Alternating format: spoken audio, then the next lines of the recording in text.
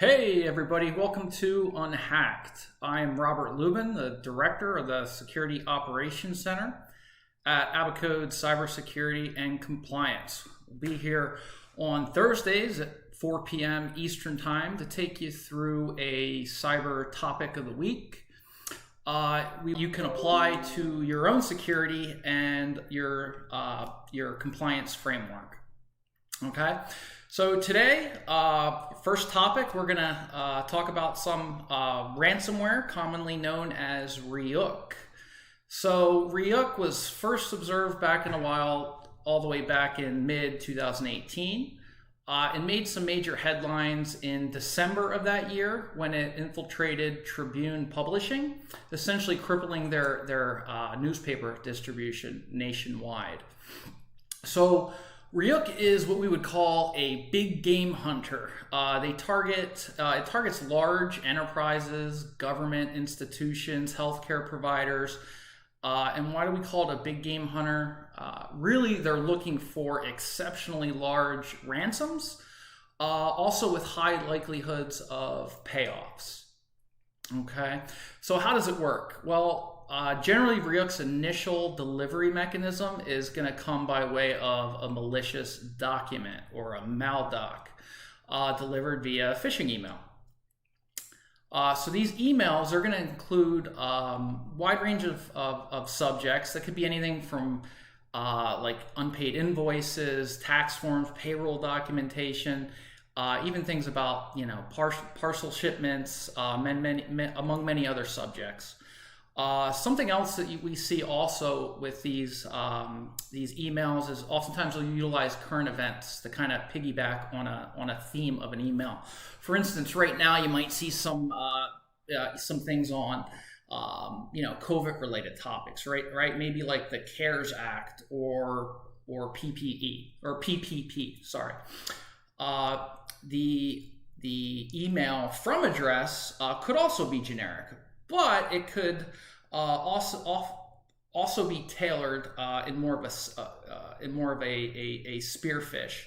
What they'll often do is they'll take advantage of errors or lack of configuration in some email security protocols, such as SBF, DKIM, and DMARC, in order to spoof or impersonate employees of the organization. And it could be employees within your organization or even partners, business partners, other companies that you work with.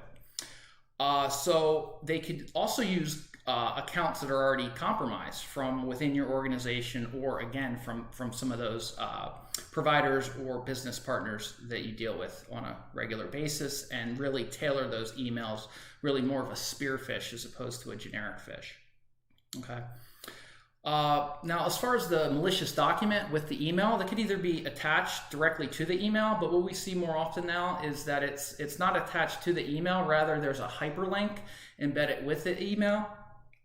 And when the user clicks on the hyperlink, it's going to actually retrieve that document from a web server that is under control by the malicious actor. Okay, so taking you through the scenario, the user receives the email, they fall for it, they, let's say in this instance, click the hyperlink, it retrieves that malicious document from that rogue malicious server, and then at that point, if the user enables content, then an Office macro embedded in the document is going to be executed, and it's going to retrieve the actual payload, initial payload. And generally what we see with that is a Trojan dropper is going to be dumped onto the victim's computer. Generally, that's going to be something like a Trojan, something like a Motet, TrickBot, combination of the two, maybe something like a YourSniff. But with this initial infection, essentially the hacker is going to look for opportunities to escalate privilege.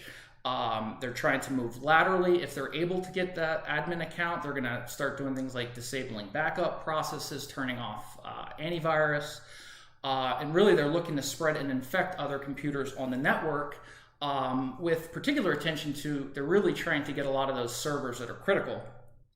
They're looking, we're talking file servers and domain controllers. right?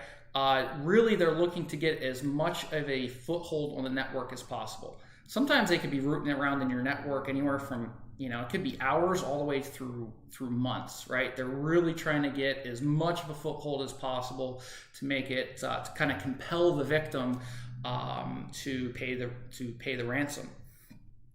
All right, so as they're rooting around, you might also see some other modules retrieved to help them facilitate this spread through the network with tools. You may see something like a PowerShell Empire, PSExec, Mimikatz, just to kind of name a few. Once the hacker is kind of satisfied that they've got as much of the network as they can get, that's actually when the actual ransomware payload is retrieved, thus encrypting all your files. So what are some things that we can do to kind of mitigate the risk of falling victim to something like a Ryuk? Well, one thing is you certainly want to provide your staff with cybersecurity awareness training, really giving them opportunities to learn about how to detect some of these malicious emails, right? The users within an organization, they're always going to be targeted. They're really the low-hanging fruit. They are going to be the weak link. All right. Another thing you might consider implementing is a group policy or a GPO that would disable macros on all your computers. Now that kind of depends on the organization. That might not be feasible. It really kind of depends on your workflows and what that would, disabling macros would do to your business processes. So you may or may not be able to implement that. Another thing that's critical is you need a properly documented and tested, and I stress tested, backup and restore plan that you're ready to roll to in the event of an incident. Okay, but certainly that it's not good enough just to have that plan in place. You also really have to vet that plan by testing it and really testing it multiple times. Patch operating systems and applications regularly, making sure the security patches are deployed really as they become available, and you really want to have a formal patch management program in place. Another thing that's key to really helps mitigate the spread of these ransomwares and kind of minimize that footprint that they're able to really grab is to have proper network segmentation in place, right? That's really going to help in mitigating the spread of malware through your network, that lateral movement. Okay. Another thing you want to look at, and we kind of talked about it earlier, are the properly implementing your email security protocols like SPF, DKM, and DMARC. One of the things we see a lot with organizations is they'll have them in place, but like for instance with, let's say, DMARC, they'll have that DMARC DNS record in place, but they won't have a policy to do anything if DMARC fails. So not just that these policies are in place, but they're configured properly. Okay, and then the last thing I would recommend is you really want to have a SIM tool for your log aggregation, right? You want all those logs aggregated, single pane of glass with quality correlation rules in place, quality correlation rules and threat intelligence that really is going to evolve with the current threat landscape as the malicious actors start pivoting and modifying their techniques. You really want to be dynamic on your end as well, that you could really pivot to where the current threat is. All right, and then really you want to have your SIM platform managed and monitored by quality cybersecurity professionals. That's key. Someone who knows what they're looking at is and what they're doing. You really want them in place.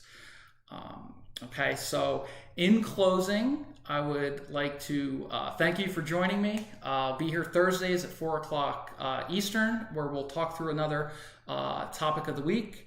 If you're unable to make it, no worries. It's not going to insult me, but you could always catch it on Abacode. It'll be posted on abacode.com. You could always follow us on Facebook and Like us on Facebook, follow us on Twitter, and subscribe to our YouTube channel. And you can stay up to date with the latest cybersecurity breaches.